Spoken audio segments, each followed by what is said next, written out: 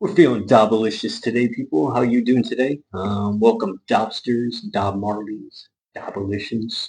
We're going to go over a couple of sleepers today that we think that you could trade for a very low bargain and then turn out to be really good.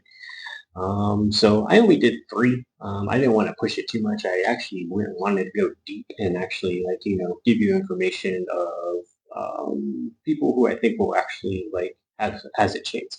Not saying that my friend over here didn't do that. He probably did. He just has a little bit more than me. So I actually have four. One of them I didn't write too much research on. It was more of how I've watched in the last 2 years, and then I drafted them pretty high in 2 years ago. Maybe we'll get us started. So my first one that I did was Cedric Tillman. Cedric Tillman is a receiver for the Browns, and he's a receiver number 2 now. Amari Cooper's gone, and then all he has left is Jerry Jeudy to compete with. So what I see in Cedric Tillman, unfortunately, his route running is still very average. He gets out of breaks kind of slow and then kind of rounds his routes instead of cutting. But he is really good at receiving after the catch. He breaks a lot of tackles. His hands are very solid. And he can make people miss tackles pretty easily. He gets that ball and he goes down the field and runs through run tackles, and then also just sometimes has some speed on him. Sometimes though, when he is like running his routes, he gives up on the plays. So that's kind of a negative too. But these are sleepers if they can learn and they can eventually do it. Joe Flacco just got named the starter, so maybe he can work something out with Joe Flacco. I didn't write this down, but it is has to be mentioned that when Joe Flacco took over last year, Cedric Tillman had the two best games of his career. One game he had 2 touchdowns. Another game he had like 7 receptions, 68 yards, and a touchdown. So why? Why is it do I think that Cedric Tillman could be a sleeper? I think the Browns are going to pass a lot more due to the running back competition and also playing from behind. So they're going to split the carries probably. And then between Jerome Ford, Quinshon Junkins, Junkins still hasn't signed yet, so he might not even be a part of the team. But I feel like they're just going to be behind anyway. Myles Garrett signed his contract, but that defense is still, it's okay. They should use Cedric's massive frame and his break tackle skill. He's kind of like a Deebo Samuel and DJ Moore. So I kind of compare him to, he's going to be the Charmander, and the Carmeleon would be Deebo Samuel, and Charizard would be DJ Moore. That's kind of how I compare them of like the evolution of what he could become. The only difference between Deebo and DJ Moore, and then compared to Cedric Tillman, is that they can run deep routes. Cedric Tillman doesn't run deep routes, and he can't run deep routes. He just doesn't have the separation. He doesn't have the speed. He did have 2 concussions last year, which killed his momentum. Like I said, he came back. So he missed about the first 4 or 5 games, and then he came back. And then Joe Flacco was the quarterback. He had 2 good games, and then out again with another concussion. Before concussion number 2 and after the Amari Cooper trade from last year, Tillman was playing 80 to 96% of the snaps, and he had 44 targets in 5 games, 26 receptions, 330 yards, and 3 touchdowns. So yeah, small sample, but from his first year and the second year, it was about the same. So I can see him, bumping that up to 600 to 800, 5 touchdowns to 8 touchdowns, something around there. I drafted him a little while ago, pretty much when he was a rookie. But I can say just because I traded for Josh Palmer that you can get I gave up a 2028 third and Greg Dortch for Josh Palmer. It's probably what you can get for Cedric Tillman, so you can pick him kind of like low. So the only way he's going to lose that receiver number 2 position is by getting injured, which is possible. But as far as I can tell, I think he'll have a pretty decent year, surprising people. All right, my first player is a little bit more, I guess, out of all 5 of these players I did, more on the expensive side if you want to try to trade for him. But my first player is Keon Coleman. On KTC, he's ranked wide receiver 44. So I think you could probably get him for like probably like a second round pick. He only had 29 receptions his rookie year, and he had 57 targets. But in those 29 receptions, he had 556 yards and 4 touchdowns. He did have a wrist injury that seemed to affect him weeks 1 through 4. After the injury, in the weeks of 5 through 8, his targets, receptions, reception yards, and reception touchdowns started to go up. He had 11.5 yards per target, and in my opinion, he's a big play wide receiver. Has a lot of yak yards. Yeah, and I thought this was a pretty interesting stat. Out of his 29 receptions, 22 of them were for 20 plus yards. His big issue in my eyes, and probably other NFL people, is he had problem separating.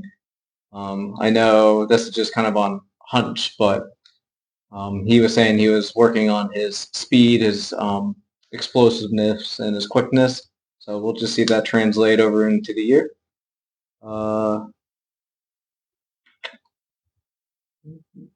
Yeah, and then I just had a projection for him.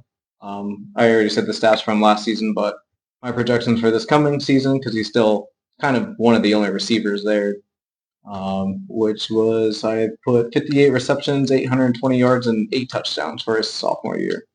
So hopefully him and Josh Allen kind of get connected again, and we'll see what happens after the year. Perfect segue. So talking about Josh Palmer, that was my second one. He has solid hands. I have not seen that man drop a ball at Chargers. He has a lot of catches. He puts himself like into position.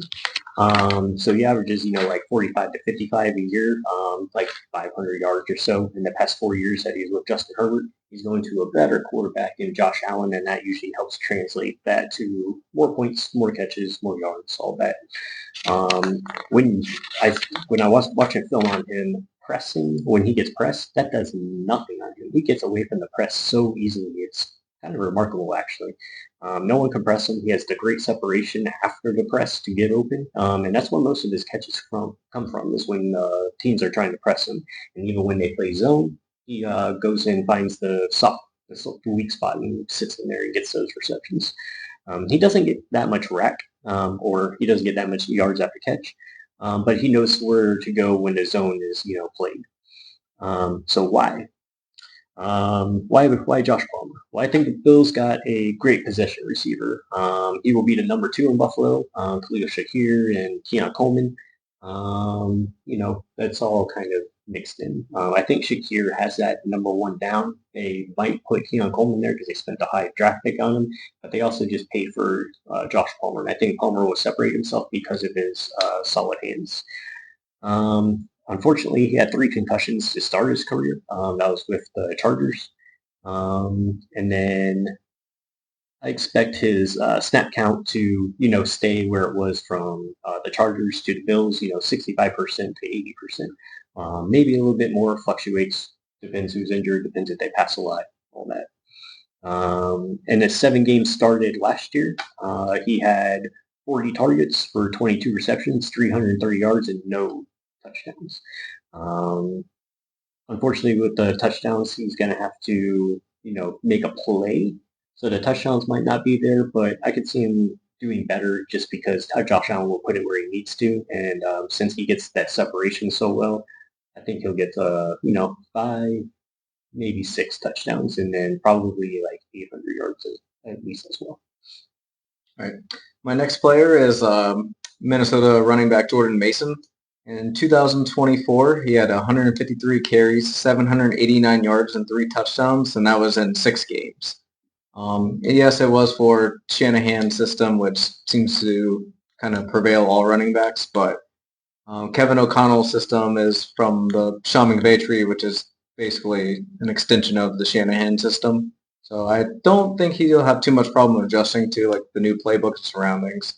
And a lot of other people will be like, well, the Niners had a great offensive line, but besides just Trent Williams, because he's kind of like a unicorn, he's old and still killing it. But the Vikings' offensive line is still pretty good. They have 2 tackles that are Pro Bowl tackles. They got a new center, a left guard, and their right guard was pretty established. I know he's technically going to be sitting behind Aaron Jones, but Kevin O'Connell the other day said that it was going to be more of a 50-50 split. So that looks pretty promising for Jordan Mason. And maybe with a full year behind trying to stay healthy and getting to know the playbook, hopefully he'll have a pretty good season. And it also helps that, Justin Jefferson and Jordan Addison and all those wide receiver weapons are going to kind of keep the box a little open. So maybe there'll be some success for their running attack. And the other thing you got to keep in mind, Aaron Jones is getting older. He was a little banged up last year, so this might be the year they kind of shy away from him and kind of go towards Jordan Mason. I did keep it. I try to keep it split on my projections. So I have 160 attempts, 700 yards, and 5 touchdowns, which it's kind of weird because that's kind of close to what he did in those 6 games in the San Francisco games. But I think he'll be a pretty good steal. Honestly, you could probably get him for like a 3rd-round pick. If not, if someone wants to really get that second, it should be like a really late second. But So yeah, that 3rd round that I traded for Josh Palmer was a 2028 also. So I kind of got him really cheap. Took a chance. I mean, who knows? DOB Dynasty doing their best. There's no experts. There's no experts. You don't know if Josh Palmer's going to go off or not. He might. And then y'all be like, you are a genius. And be like, nah, it's just like doing our best. And this is what came to mind. So hear me out on this one. I know, Bears fan. Kyle Manangai. He's a rookie that we drafted in the 7th round. So watching last year, DeAndre Swift gets happy feet. He's terrible. I don't like him. I wish we would have got rid of him, but we kept him, and he's apparently going to be a big part of the offense. I'm not going to waste my breath. If I see it, I see it. If I don't, then I'll be like, told you so. Like DeAndre Swift just isn't it. Roshan Johnson, I expected a lot from him last year. He's okay. Like he will take what he's given. So the thing that separates Kyle Manangai from Roshan Johnson is Kyle Manangai is very patient, but he's explosive. When he hits that hole, he hits you with all of his power. His legs control his battery. When he's battering the hell out of the defense, you could see it in his legs. He could fit through the smallest of gaps. So like when I was watching the preseason game this past week, not yesterday, but last week, he was getting through these tiny holes, and you didn't even know that he got through it because it's just such a small space that he got through, and he snuck through. And watching his Louisville tape just to make sure, he did the same thing in college. So that was kind of weird. Not sure why he dropped. He was a 5-year starter. I think he played the last 3 years at Louisville. He might have started all 5. I can't remember. So he has experience, and he had 13 touchdowns in his rookie season. I expect him to get at least the goal line carries because Roshan Johnson has proven that he can't really get in there, and DeAndre Swift is DeAndre Swift. So that's just the way it is. So Kyle Manangai, the one that I kind of compare him to is Doug Martin. He reminds me of Doug Martin in the way that he uses his legs to batter people and then takes what he's given. Patient, sort of fast, and then kind of just runs through it and can get through there. So his sense of urgency is low. He could be a little bit more aggressive when he's running. He does have a nasty one cut, and he's not much of a pass catcher. I think he only had a total of maybe 20, 25 receptions in college out of his 5 years. So it will be all, goal line carries and just carries from the beginning. So why? Why Kyle Manangai? So I think he can usurp Roshan Johnson pretty easily, and then possibly DeAndre Swift later in the year for him to be our main running back. Ben Johnson, likes these types of players that can, create and go through the holes that he wants them to, with patience and explosiveness. He has a knack for getting in the end zone. Watching his college tape and then just watching him last week, just running hard and trying to get in that end zone, fighting for every yard that he can. Like I said, I would expect some goal line carries and his playing time to increase going forward. Right. And then my next one is actually a tight end. I did Theo Johnson for the New York Giants. He had a pretty lackluster rookie year. He also did get injured. But in 2024, he had 43 targets, 29 receptions, 331 yards, and a touchdown. But like I said, he did have foot surgery late in the year last year. there's the Giants still don't have that many receiving weapons besides Malik Neighbors. So another year in the system, kind of getting I guess accumulated to Russell Wilson as of now. But I feel like if it's Jackson Dart or Jameis Winston playing, those players both seem to like check down to their tight ends. And I mean, unless it's kind of Jameis, he seems like to throw the deep ball. But I think Theo Johnson should be in line to have a pretty good year. They added a couple of running backs, so he'll have more 12 personnel, so he'll be on the field more, which is opportunities for him. Yeah. Sorry, I don't have that much on. It's kind of hard to find his tape anyway. Sometimes, yeah. So the last one I had was Zach Charbonnet. Zach Charbonnet. He's the backup to Kenneth Walker, but it's more of a 50-50 split. So I've been watching Zach Charbonnet in his UCLA days, and I picked him kind of high 2 years ago. I don't think he's let me down. You know, he's been consistent, and then when Kenneth Walker gets hurt, he takes it up and can, you know, go through and do exactly kind of what Kenneth Walker does. No, by no means do I think he's better than Kenneth Walker, because I actually think Kenneth Walker is better. But I think Charbonnet, when he comes in and he gets a chance, he takes advantage of it. The two games almost at the end of the season that I seen when Kenneth Walker got hurt, he had 117 for 92 yards and a touchdown, and then 7 receptions for 61 yards in that one game. The other game, I think it was about 16 or 17 carries for 68 yards, and then 3 or 4 receptions for 40. So he's always going to get those total yards up. So Zach Charbonnet is one of those ones that I would trade up for. You probably have to give up like a second, but maybe like a late to mid-second. Shouldn't cost too much unless somebody is absolutely in love with them, but there's really no like any tape or anything that suggests that he's on Kenneth Walker's level. Right. And then my next wide receiver is receiver Josh Downs for the Colts. I know what everybody's saying, the whole quarterback scenario there is bottom of the barrel, because it is. But his last, or his only 2 years in the league, which Anthony Richardson and Daniel Jones now. I forgot who the quarterback was also for them. Was it Joe Flacco? I don't think in 23. Oh, well, anyways. But anyways, Anthony Richardson's been there for his whole career, basically. And I know he's labeled pretty trash, and he is, but it did not really stop his production. In his rookie year, he had 98 targets, 68 catches, 771 yards, and 2 touchdowns. He played all 17 games. And in 2024, he missed 3 games, and he had 107 targets, 72 catches, 803 yards, and 5 touchdowns. And they were all career highs for him. And that's missing 3 games with musical chairs of different quarterbacks. So even if Anthony Richardson is the starting quarterback, I don't think that would shy me away from trying to acquire him, just because there's proven production that he's done. And hopefully next year if it is Anthony Richardson or Daniel Jones with the whole year staying healthy, I believe he should be able to at least get close to 1,000 yards again. Hopefully his touchdowns go up. This is just more of a kind of just hoping the quarterbacks take a little bit better step than being number 32 on the depth chart, though.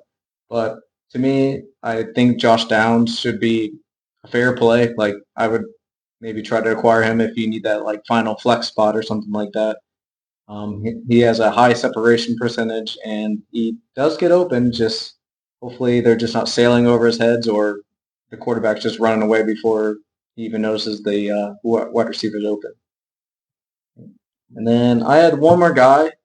He is a rookie. I didn't do too much research on him yet, but it's Woody Marks. He was a 5th round draft pick for the Houston Texans. He's out of USC. He seems to be very explosive, very good pass catcher. Like I wrote down in all his 4-year career at college, he's had, I didn't total it, but his freshman year he had 83 receptions. His sophomore year he had 84 receptions. In his junior year he had 23 receptions, and that was at Mississippi State. Then he transferred to USC in 2024 and had 47 receptions and 29 total receiving touchdowns as well. So he is definitely a really good pass catcher. The Houston Texans backfield is looking a little thin right now since Joe Mixon's injured. So Nick Chubb is scheduled to be their starter, which is good, but he is on the older side and he's kind of, I want to say recovering from his knee injury, but he's pretty fresh off of the knee injury. So if they're just not 100% for Nick Chubb to go, or if they're just being a little cautious with him, I do think Woody Marks would kind of get the start over Damian Pierce because it seems like their head coach kind of just threw him in the back of the line last year. So, I mean, Woody Marks, I don't even think he got drafted in most of our leagues. So he's an undrafted free agent in our league. So he would be a good waiver wire pickup, in my opinion. Or if you just want to kind of trade up in the fourth and grab him, that's what I would do.